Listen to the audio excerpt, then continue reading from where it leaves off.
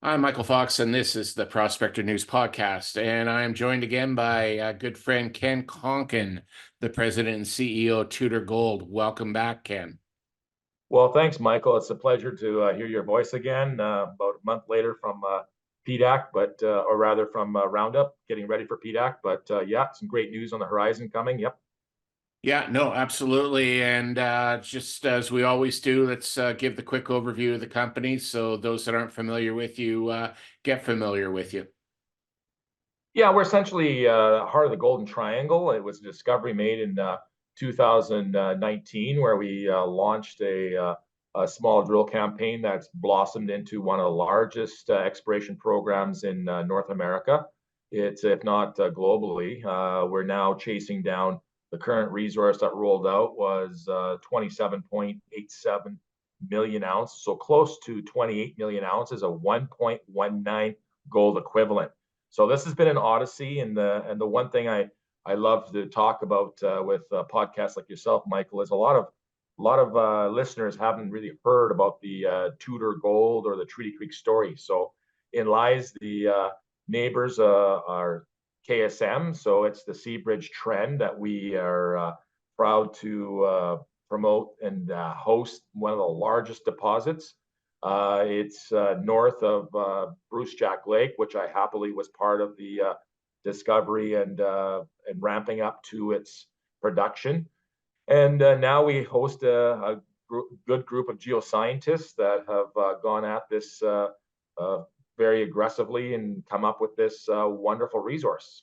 It is a gold, copper, silver porphyry system with about four main domains to it and three subdomains that we can get into as we get through the interview here. But Yeah, yeah, great setting, great location, very close to a road, not far off from it, and power line too. So we're in a lot of checks a lot of boxes. This project really does. no, it truly does. Like you guys are you're near a lot of existing mines. You have all the infrastructure around you. And when we last talked in January, we were kind of dancing around this because it was coming, but we weren't allowed to talk about it. It was kind of like that big present under the Christmas tree that you kind of, it's there. It's pretty exciting, but you can't wait till Christmas to open it up. Christmas is here. You came out with a new mineral resource. Yeah, we did. I'd like to say it was wrapped up like a basketball, but in the end, we produced a nice MXB bike. So it was something I didn't even know, to be honest, to tell you. Everything we have to give credit to Natalie Sanger, our vice president of project development, and her team led by Garth Kirkham, who was a great resource modeler, consultant. JDS, a great team put together. Blue Coast with our work done on our metallurgical, and Spencer as well, Kirkhoff and Kevin Bosey are the captains of the ship up in the project and steering that project to its success. So we're blessed to have a really good set of really sharp, very invested geoscientists working with us. So the product was clearly a major increase of not only the size, the volume, and that was definitely the message I sent out in previous interviews. I said, we intend to increase the volume of this thing, but not sacrificing grade. We're going to grow the grade. So when you look at this resource, the key takeaways are that the largest improvement was in the CS600 once again, had the biggest uptick. It's now sitting there just under 16 million ounces of gold equivalent at 1.22. So it is a great looking body that we will again try and expand on. But the takeaway from the story was we launched the entire program this time last year based on our last update we had in Q1 of 23, but we left a bunch of ounces in the inferred category. There was 0.98 gram gold, but 7.35 million ounces of it. But we knew that that wasn't really reflective of what was there because all the holes we're hitting really didn't count. So we didn't include and indicated, for example, hole GS 21 113W2 that ran 732 meters of 1.6 grams gold equivalent. Within that, that had 0.5%, 0.51% copper. So we knew that if we pushed that envelope, that front, we would actually be rewarded, and like we have. So we've added 4.5 million ounces of gold equivalent, of very quality ounces of higher grade than the previous 1.13.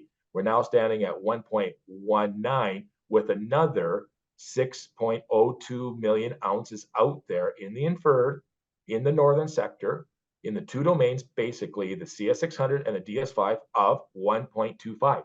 So the grades are definitely higher. We have yet to come through the center of mass. So the reason why we want to keep drilling, it's not because we need the ounces. We'd like to see the grade go as high as possible, but more importantly, we need to know the precise location of the highest grade shapes, because when we start planning for a PEA, we don't want to put a decline or a drift through anything that we would sterilize.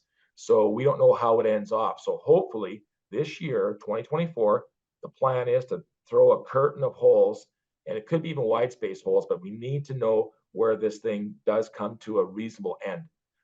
So this is the point of the Odyssey. We don't want to screw this up at this point. We've got a very tight geological model. We need it to be right to the end, because that's the pierce point. We need to know the front door. So there's where we're at. That's a perfect analogy of everything. You know, you need to know where the front door is in order to get into the house, and it's looking like it's a pretty good sized mansion that you got working on there. But yeah, you need to build up that you know, that data so that you do know where everything is. So when you are doing the PEA, the information is there. Now, I liked how you went through that whole team that you have there, because the success of this company has been based on that team. And, you know, investors need to understand that this isn't easy work, and it takes a huge qualified team of explorers and developers to bring a mine to production. And you've got quite the team there in place. Yeah, that's well said. I mean, that's something that we just don't state enough, and it's I guarantee everybody on the entire team has lost sleep thinking about what should be and what needs to go forward, because it's such an important rare aspect to be associated with something this enormous and of quality grades now. So this is the aspect that we need to actually portray to the next level of investors who are waiting for economics on this thing. So we've taken steps forward on metallurgy. We've demonstrated that we have a saleable concentrate with the CS600. We're working on the end members, the gold end members still, with seeing how much more streamlined we can make those circuits and how that it will affect the CapEx. So we're doing a study on a bunch of our core in South Africa with SGS ongoing with their fine-grained gold division. They'll be looking at Albion versus POX versus BioLeach, BioOx, and seeing what would be the next step that would help us go through that phase to optimize this thing. But along the way, we happen to trip across what we call supercells. Now, I named one a supercell specifically because it was from hole 134. Two other holes pierced the plane of the similar type breccia with visible fine free gold in it. And that plane we think is real. So we can give it the name Supercell 1. But when you reflect back on the model, we think that, or I do specifically, Route 66 is in part a supercell because it doesn't really fit any of the other domains. So these are post Goldstorm deposit, highly anomalous, energized, enriched gold events that come through. So Natalie was able to actually model one specifically, to my surprise, from the 300 horizon. She looked at 300 horizon and named it 300N for 300 north. And that's over 50, 60, 70 meters, but up in the multiple grams. So 3, 4, 5, 6, even up to 8 in places gram gold over those larger widths. So those things are huge sweeteners. Now, let me remind everybody, this resource does not include anything north of 8 grams. It's capped at 8 grams. So all that supercell, those 3 holes, none of that stuff counted in the resource. It was just basically clipped at 8. So those 21 gram gold over 4.5 meters is listed at 8 grams only. That's it. So we know we have the economic arsenal by going by it, close enough to it to spear into it to try and extract anywhere between, say, 2.5 million to 3 million ounces of basically high grade. So as a starter to help the capex on this, as a starter project, this is an important entity.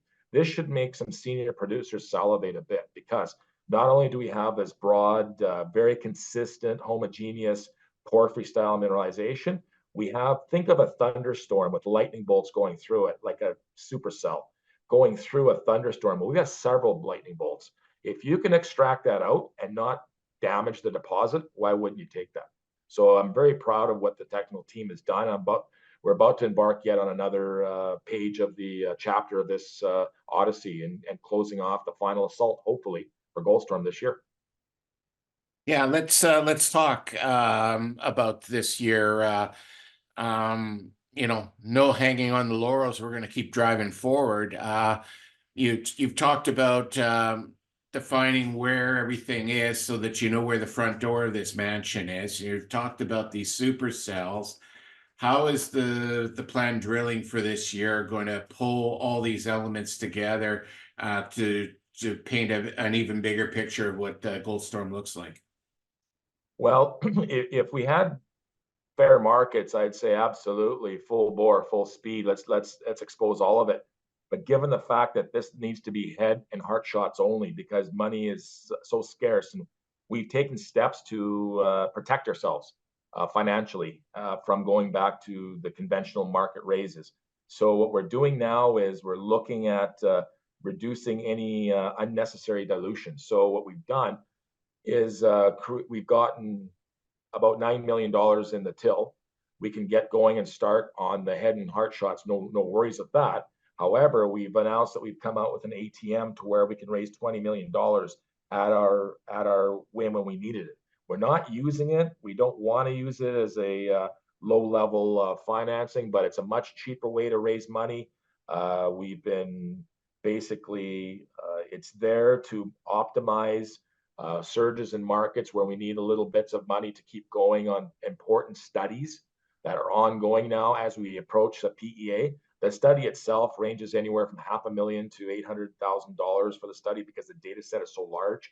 You cannot go from a PEA to a feasibility because the project is so large. So you have to look at mines within mines. So look at it as domains within how you would actually piecemeal this thing out. So let's just put it in perspective. A PEA is what it can be. A pre-feas is what it should be, and a feasibility is what it has to be. So this is the road we're going down.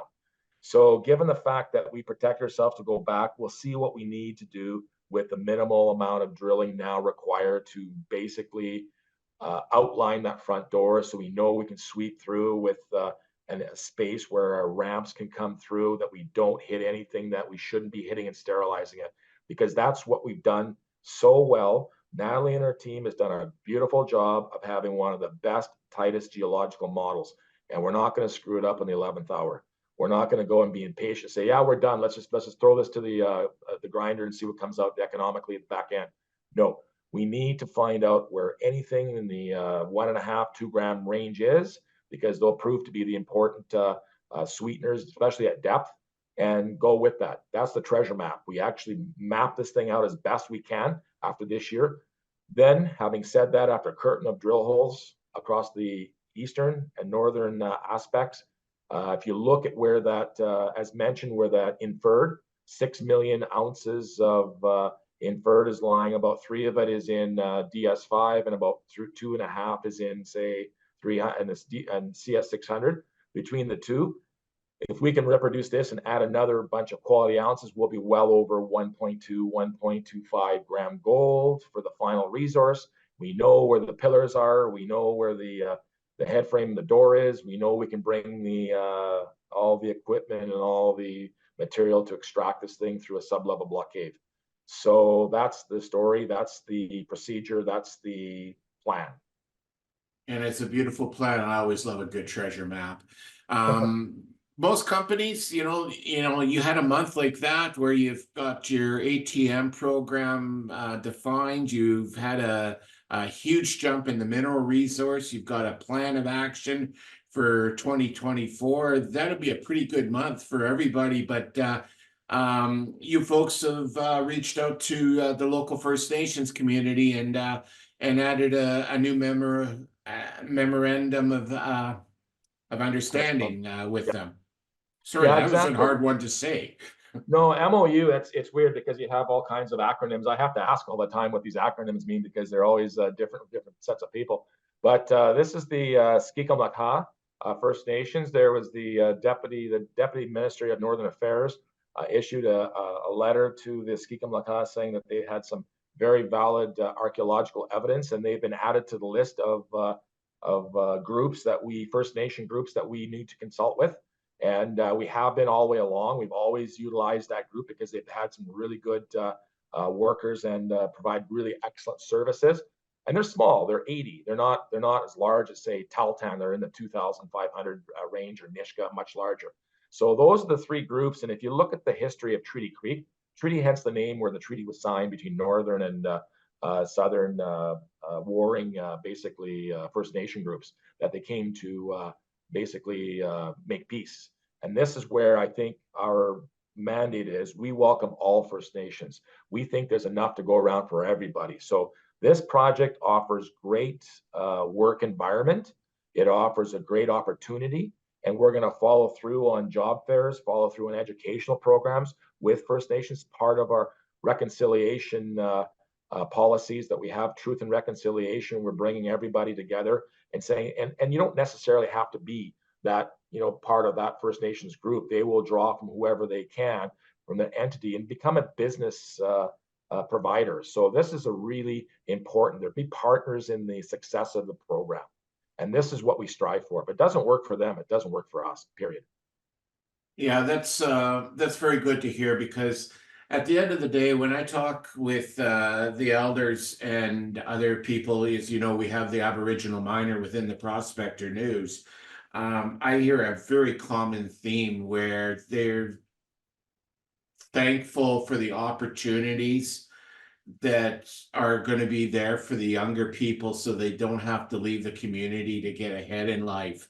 And opportunities like you're providing, and reach out to the First Nations community so that their young people can stay in the community is going to be valuable to those nations.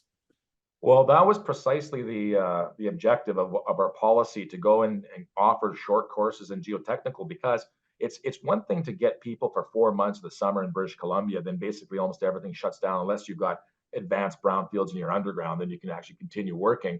And in some cases, I mean, Bruce Jack's a great example, Red Chris, but those positions are filled, and they're always looking for more resumes. So it's almost like we have to populate the north as well. It's not just educating them, because they can go out and get work in the winter in the Shield. If they come out and they get basically versed in all the forms of QA/QC, rock quality density, and come out becoming a geotechnician, they're an asset as First Nations people moving forward into places like Manitoba, Saskatchewan, places where they do their winter drilling based on geophysical targets and bogs and lakes. So that all of a sudden has a cash flow that just isn't limited to 4 months or 5 months. Now you've spread it out to where you take a break up and then thaw. So you take a bit of a break in there, but yeah, you're going hard. I remember when I started, that's the first thing I did. I was in Island Lake drilling on the ice. I was a young kid, 1984, straight out of school, and that's what I was doing. Is manning a rig, long year 38 with a D6 and minus 52-degree temperature, and loving it.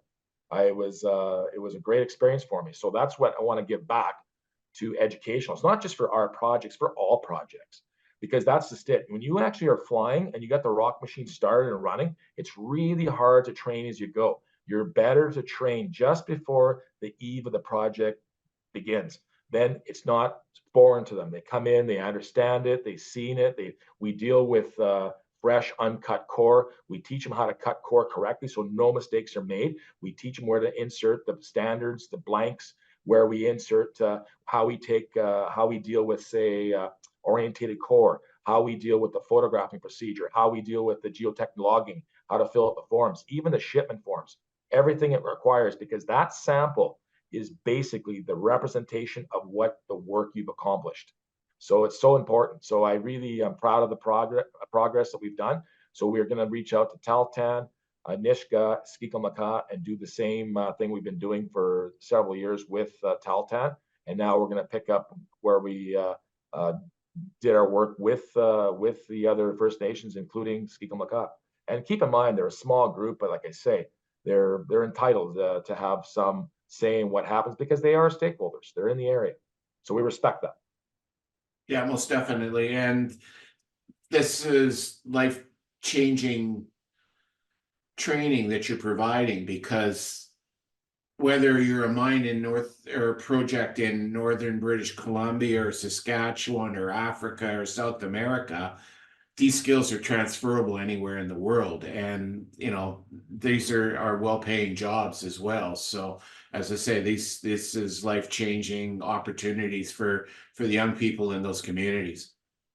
Yeah, one of the successes was that we had a member of Tahltan, and he came back for a break on a summer vacation, and he came up to work with us, and Mr. Inkster, and he was a great guy who works for in Nevada for the major, I think in BHP, if I'm not mistaken. But he came up and he said he's got to build a cabin late in the fall, but he can donate of his time, and he got paid for coming out and being a good prospecting geologist sampler. That was, you know, that, let's be honest, right now, that's not exactly a wide field of endeavor for a lot of younger geoscientists. A lot of geoscientists are computer savvy. They're really great at models. They're really great at leapfrog. They're great at a lot of things. But finding mineral and actually finding zones, that's the one thing that you either have or you don't. So we really like to see these guys come back and work back in their own backyard.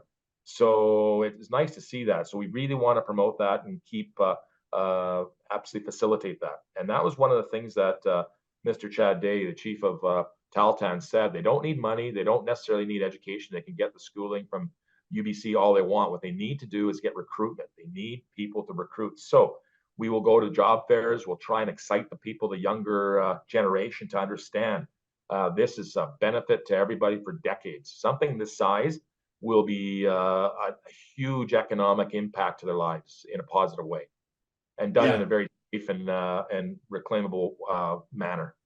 Yeah, and having that gentleman come back like that, that's providing mentorship to the community as well. That's one thing that I've personally I've noticed, and it's not, you know, tied to First Nations communities, but communities period. There's been a lack of mining mentorship for the young people to see a future in the industry. Exactly, and we have so many highs and lows, and it's unfortunate.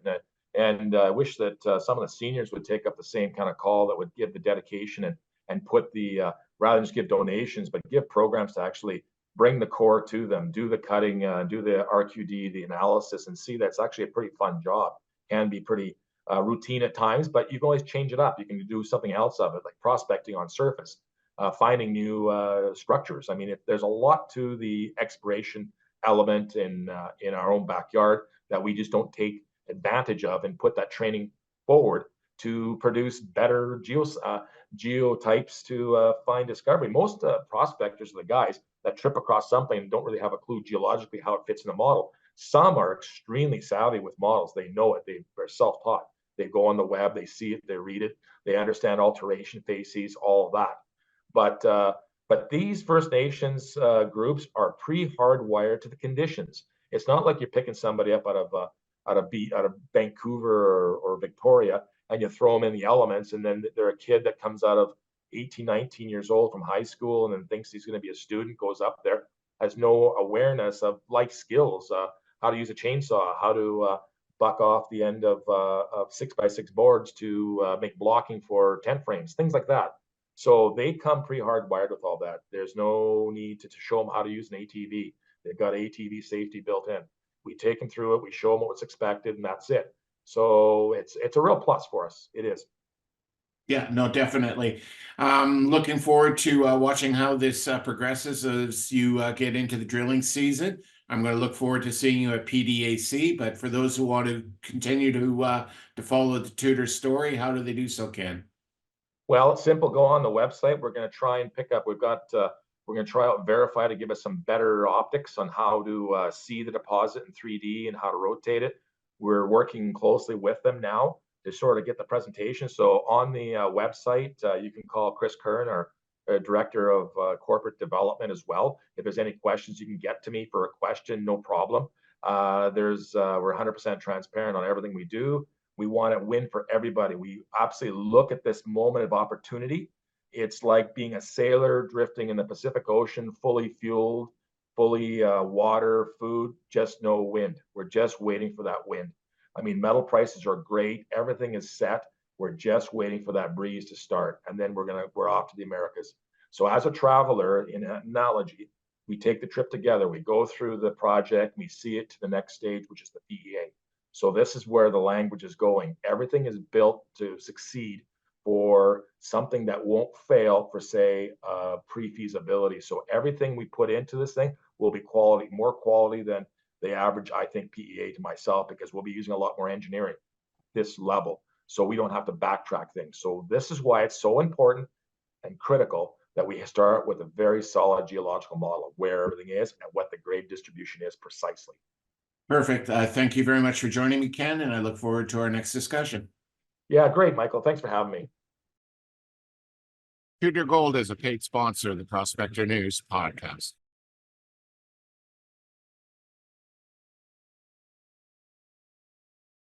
The Prospector News podcast is for educational purposes only. The opinions expressed are those of the participants and are not to be taken as investment advice. Listeners need to do their own due diligence and seek advice of a licensed investment advisor.